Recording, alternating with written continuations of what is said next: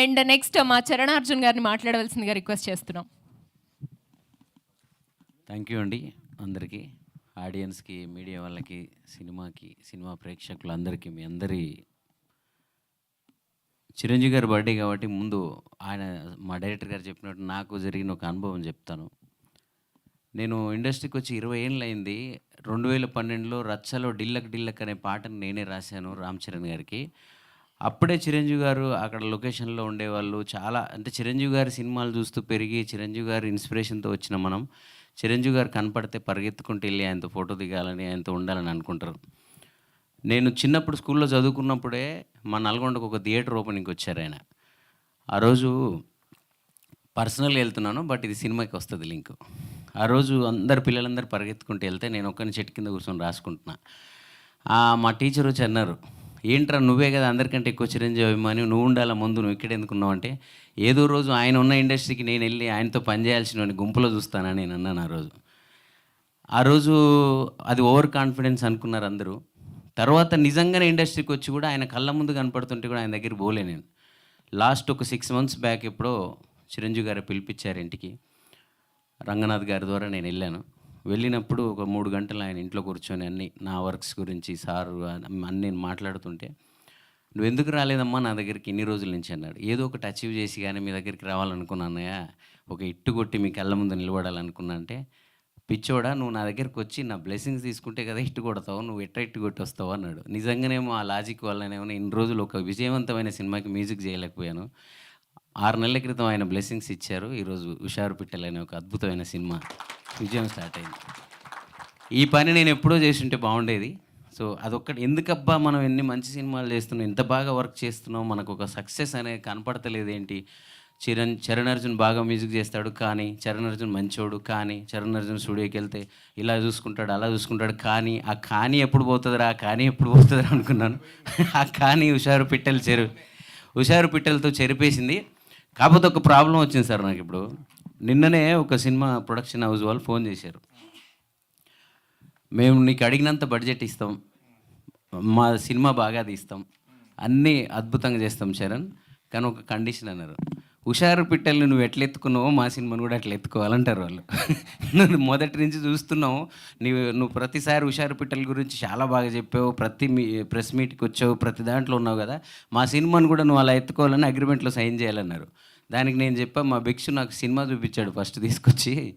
Cinema చూసిన తర్వాత నేను ఒప్పుకున్నాను ఆ సినిమాని. అందులో ఏదైనా చిన్నవి ఉన్నా కూడా ఇద్దరం షేర్ చేసుకుంటూ మేము ఇద్దరం చేసుకున్నాము. మరి ఏదైనా మాకు అనిపించిన ఆయనకు చెప్తే తీసుకున్నాడు.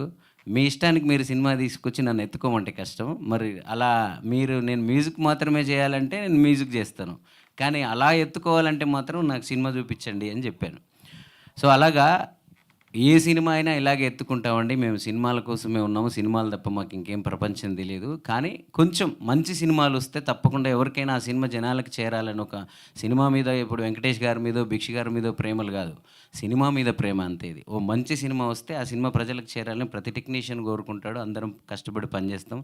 మీడియా వాళ్ళు మీరు కూడా ఈరోజు మా సినిమాకి పెద్దగా మేమేం పబ్లిసిటీ చేయకపోయినా ఆ సినిమాకి జనాలు అంతంతమంది, నేనే పరేషాన్ అయిపోయినా, అసలు జనాలు థియేటర్లకే రావట్లేరు. సినిమాలు మన టైం వచ్చేటప్పటికి, మనం మ్యూజిక్ డైరెక్టర్గా బ్రేక్ వచ్చే టైంకి థియేటర్లకు జనాలు రాని పరిస్థితులు వచ్చినాయి ఏంటారు బాబా అని చెప్పి అప్పుడప్పుడు అనిపించేది మాకు. కానీ హుషారు పిట్టలు చూసిన తర్వాత అది పోయింది. అరే మంచి సినిమా తీస్తే జనాలు ఎవరికైనా వస్తారు, పెద్దోళ్ళు చిన్నోళ్ళు ఏం లేదని నిరూపించిన ఈ వెంకటేష్ యాదవ్ గారికి, భిక్షుకి, ఇండస్ట్రీ మొత్తం కూడా వీళ్ళని చాలామంది చిన్న సినిమా వాళ్ళందరూ వీళ్ళని ఫాలో అవ్వాలి. మేమేం చేసింది ఏం లేదు, అసలు మెయిన్ ప్రధానంగా వాళ్ళు వేసిన విత్తనంలోనే అద్భుతం ఉంది. మేమంతా దానికి వచ్చి జస్ట్ ఆకుల్లాగా జాయిన్ అయినాం అంతే. దాన్ని బెక్కం వేణుగోపాల్ గారు అద్భుతంగా తీసుకెళ్ళి, సురేష్ బాబు గారి బ్లెస్సింగ్స్ కూడా దీనికి యాడ్ అయ్యి ఈరోజు ఇంత మంచి విజయం సాధించాం మేమంతా. సో ఈ విజయానికి కారణమైన అందరికీ థ్యాంక్ యూ. ముఖ్యంగా వాసవి తెలుగు సినిమా హీరోయిన్లు రావట్లేరు అంటారు. ఏదన్నా చిన్నది ఏదైనా ఉందనగానే మనోళ్ళు అబ్బో మా నాయన తిడతాడు, మా అమ్మ తిడతాడు అంటారు. కానీ ఇలాంటి ఒక సినిమాని ఇంత డేర్గా చేసిందంటే ఆ అమ్మ ఎంత గొప్పది, వాళ్ళ నాన్న ఎంత గొప్పోడు. సో ఇలాంటి వాసవి ఇలాంటి అమ్మాయిలు సినిమాల్లో తప్పకుండా తెలుగు వాళ్ళు వచ్చేస్తే మంచి సినిమా. వాసవిని చూస్తున్నప్పుడు నిజంగా మా ఊర్లో మా చిన్నాయన బిడ్డో, మా మామ బిడ్డో, మా తెలిసిన అమ్మాయి ఎవరు అన్న ఫీలింగ్ ఉంది. అంత మంచి తెలుగు అమ్మాయిని పెట్టుకోవడం వల్ల, వీళ్ళు తెలుగు అమ్మాయిని సెలెక్ట్ చేయడం వల్ల ఈ సినిమాకి ఆ తెలుగుదనం కానీ, ఆ నేటివిటీ కానీ వచ్చింది. అలాగే హీరో మావాడు అసలు నిజంగా మా తమ్ముడు ఉండేవాడు ఇంతకుముందు. నేను తనని హీరో చేయాలని చెప్పి చాలా కష్టపడ్డాను. నేను 10 ఏళ్ల క్రితమే 1.5 కోటి పెట్టి నేనే సొంతంగా సినిమా తీశాను. అలాంటిది ఆ సినిమా సక్సెస్ అవ్వలేదు. దానివల్ల మాకు తెలియలేదు. కానీ వీడిని చూసినప్పుడల్లా మా తమ్ముడు కూడా ఉంటే ఈడు ఇలాగ ఇట్టు కొట్టేవాడు కదా అనిపిస్తూ ఉంటుంది. సో మంచి అద్భుతమైన యాక్టర్, అద్భుతమైన చలాకితనంతో అందరూ వాసవి వాసవి వాసవి అంటున్నారు, కానీ నాకు వీడు కూడా నచ్చుతాడు చాలా ఈ సినిమాలో. ఇద్దరిలో ఎవరు తీసిపోరు.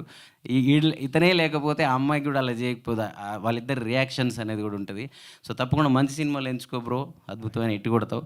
వెంకటేష్ గారు మీరు ఇంకేమైనా సక్సెస్ మీట్లు ఉంటాయి, ఇదే లాస్టా ఏదైనా సార్ మీరు ఎంత పాజిటివ్ మనిషి అంటే సార్, ఈయన బాధల్లో ఉన్నా కూడా మాకే ఎదుటి వాళ్ళకి మోటివేషన్ ఇస్తూ ఉంటాడు. ఈయన స్టూడియోలోకి వచ్చి మా దగ్గరికి వచ్చి ఎంత మంచి మంచి మాటలు చెప్తాడు. సార్ మనం ఇట్టు కొడుతున్నాం అంతే, ఈ సినిమా తర్వాత మీరు ఆగండి అని చెప్తారు. సో మీలాంటి ప్రొడ్యూసర్స్ ఇండస్ట్రీకి రావాలి ఇంకా చాలామంది, వాళ్ళందరికీ మీరు మంచి బాటేశారు. భిక్షు బ్రో నువ్వు ఏదో చెప్తున్నావు నా గురించి, స్టూడియోకి వెళ్తే అదని ఇదని. నేను ఇంటికాంచి 200 రూపాయలు తీసుకొని 2 జతల బట్టలతో హైదరాబాద్కి వచ్చాను. నేను ఇక్కడ ఎవరికి ఏం పెట్టినా ఎవరికి ఏమి ఇచ్చినా అదంతా నాకు ఇండస్ట్రీ ఇచ్చిందే, మీలాంటి డైరెక్టర్లు ప్రొడ్యూసర్లు ఇచ్చిందే. సో నేను అంతకుమించి నేను మా ఇంటికాంచి ఏం తెలియలేదు, మా ఇంటికాడ కూడా ఏమీ లేదు నాకు. సో అంతా నాకు సంగీతము సినిమా ఇండస్ట్రీ ఇచ్చిందే. నాకు ఎంతసేపు ఏంటంటే నేను ఇండస్ట్రీకి వచ్చినప్పుడు స్టూడియోలలో తిరుగుతున్నప్పుడు నాకు ఎవరు అన్నం పెట్టకపోయేవాళ్ళు. ఆ సినిమాలో పాట ఓకే అయితేనే అన్నం, లేదంటే మనల్ని పట్టించుకోకపోయేవాళ్ళు. చెన్నైకి పోయినా ఆ రోజు నేను అనుకున్నాను, ఎప్పటికైనా నా సరౌండింగ్లో ఎవడు ఆకలితో ఉండకూడదు. నా కాన్సెప్ట్ అదే. నేను పెద్ద ఇట్టు కొట్టానా, కోట్లు సంపాదించిన తర్వాత నేను ముందు నా స్టూడియోకి ఎవరు వచ్చినా కూడా వాళ్ళు ఎవరు ఆకలితో మనం మధ్యాహ్నం అవుతుంది అన్నం ఎక్కడ తినాలని వాళ్ళు అనుకోకూడదు. సో ఇదొక్కటే చిన్న సూత్రం. అలా నేను ఉండగలిగేలా నన్ను ఇండస్ట్రీ దీవించింది, మీరందరూ ప్రజలందరూ దీవించారు. లాస్ట్ ఒకటే మాట అండి, నేను ఈ చిన్న సినిమాని ఇట్టు కొడితే నాకు ఒక మంచి జరిగితే కొన్ని వేల లక్షల మంది నాకు మెసేజ్లు చేశారు, చాలామంది సంబరపడ్డారు. ఇంత మంచి ప్రేమను నేను సంపాదించుకున్నానా అని నాకు హుషారు పిట్టలు అనే సినిమా తెలియజేసింది. థ్యాంక్ యూ హుషారు పిట్టలు, థ్యాంక్ యూ డైరెక్టర్ గారు, థ్యాంక్ యూ ప్రొడ్యూసర్ గారు, thank you media, thank you audience అందరికీ thank you. Thank you Charanarjun గారు. అండ్ నెక్స్ట్ మా రుద్రసాయి గారిని మాట్లాడవలసిందిగా రిక్వెస్ట్ చేస్తున్నాం.